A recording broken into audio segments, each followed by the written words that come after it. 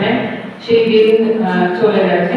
তো আজকে ছাত্রছাত্রীদের যেটুকু আয়োজন করেছে তার জন্য আমি সকলের কাছেই তাদেরকে সাধুবাদ জানাই যে তোমাদের এত সুন্দর আয়োজন। তো শিক্ষক দিবস যে হিসেবে আমরা 5 সেপ্টেম্বর পালন করি তোমরা সকলেই জানো তার গুরুত্ব বা তার যে বিশেষ দিকটা, সেখানে আমি যাচ্ছি না। সেটা প্রত্যেক বছরের মতোই একই রকম ভাবে একটা বিশেষ ব্যক্তিকে কেন্দ্র করে শিক্ষক দিবস পালন করা হয়। তো আমার কাছে বছরের প্রতিটা দিনই শিক্ষক দিবস, কারণ আমরা যবে থেকে স্কুলে ঢুকেছি তারও আগে থেকে, মানে যবে থেকে পৃথিবীতে এসেছি আমাদের প্রথম শিক্ষক আমাদের বাবা মা, আমরা সবাই জানি। এবং তারপরে আমাদের যেহেতু একটা প্রথাগত শিক্ষার মধ্যে দিয়ে আমাদেরকে যেতে হয়, তো সেই হিসেবে আমরা বিদ্যালয় বা তারপরে মহাবিদ্যালয় এবং বিশ্ববিদ্যালয় এরকম বহু পড়াশোনার মধ্যে দিয়ে আমরা যাই।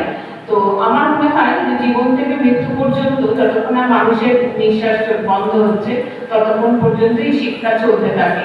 এবং এই প্রত্যেকটা মুহূর্তে আমি যেটা নিজে অনুভব করি যে শিক্ষা হলো আসলে একটা বোঝাপড়া। আমরা যে পরিস্থিতির মধ্যে দিয়ে প্রতিদিন যাচ্ছি শুধু পুঁথিগত বিদ্যা অর্জন করাই নয়, তার সঙ্গে সঙ্গে আমাদের কি করতে হয়, প্রত্যেকটা পরিস্থিতির সঙ্গে মানিয়ে গুছিয়ে চলতে হয়, তাই না?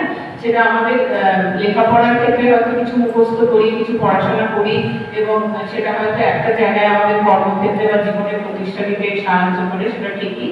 কিন্তু এই যে প্রত্যেক দিনের জীবনে কিভাবে চলবো, সকাল থেকে উঠে রাত্রিতে যে ঘুমোতে যাবো, সেই দিনটা সারাদিনটা কি করে কাটাবো, শুধু তো পড়াশোনা দিয়ে হবে না, পুঁথিগত জ্ঞান দিয়েও হবে না। তো এই যে বোঝাপড়া, তো একটুখানি রবি ঠাকুরের একটা কবিতা পাঠ করবো, আর কিছু বক্তব্য নেই।